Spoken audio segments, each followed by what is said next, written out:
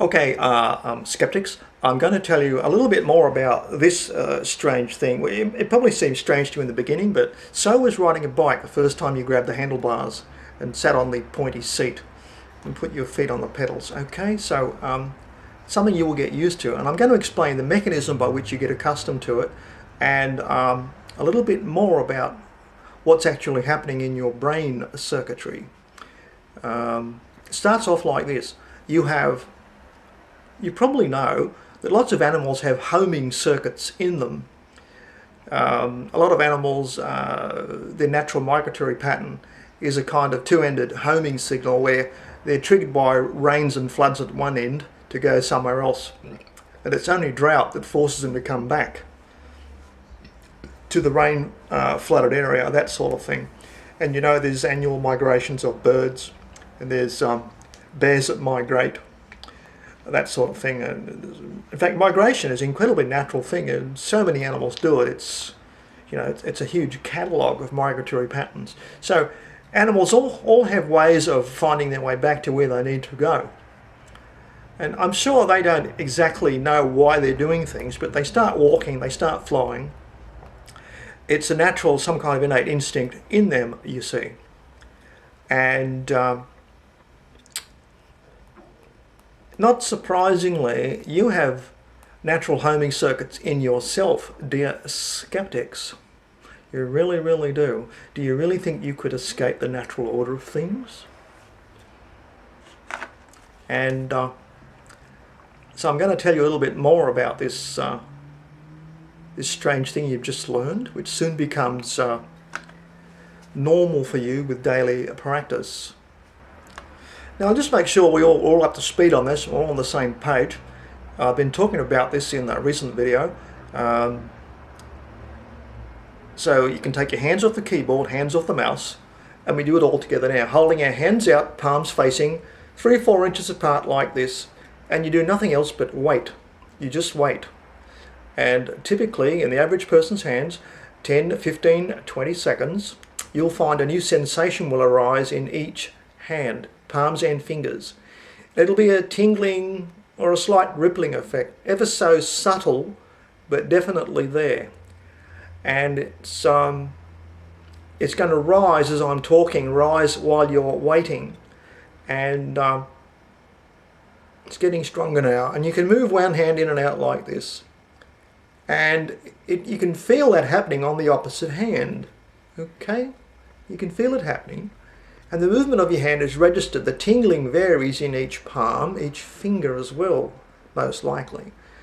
And an immediate discovery you can make is, skeptics, if you're up with me, doing this with me now, your hand should be tingling too.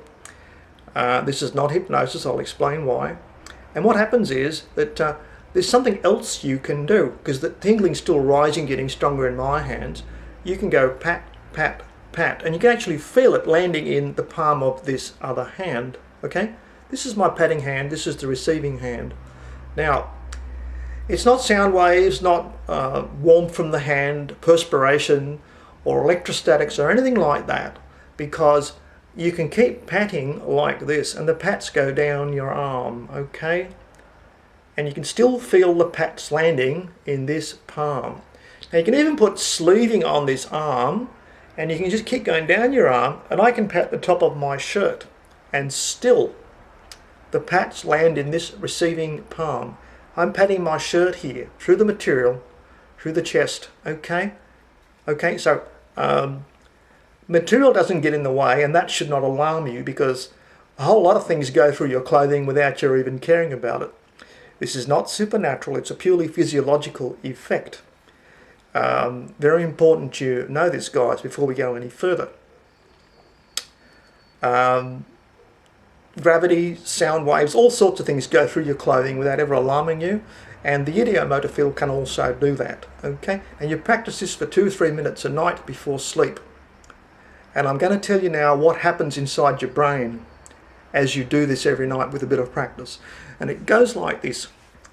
Homing receptors in your brain, as in migratory animals,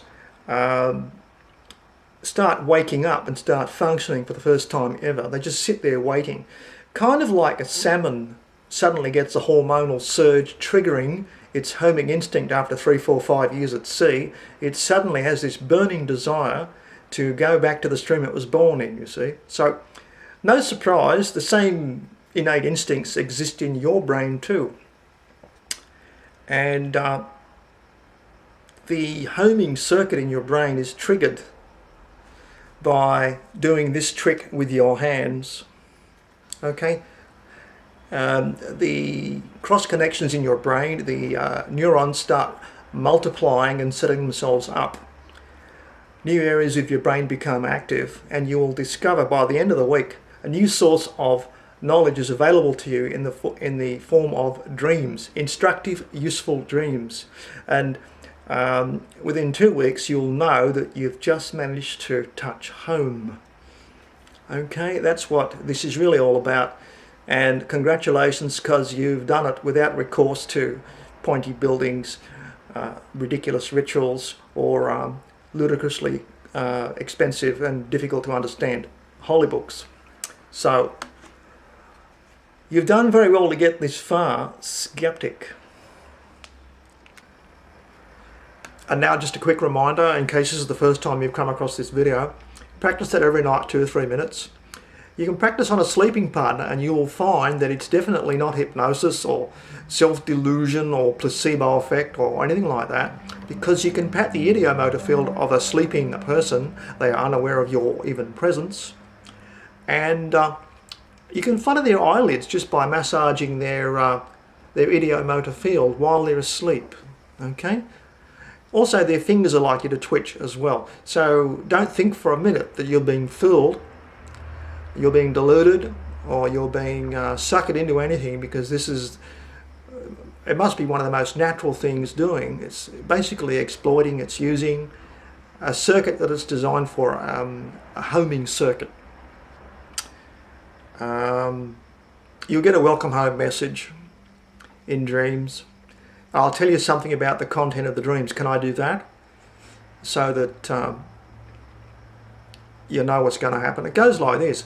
You'll have a number of messaging dreams, and from this newly made receptor setup in your head and this new neuron network, dreams of a whole new caliber will suddenly turn up in about 4 or 5, 6, 7 days, something like that.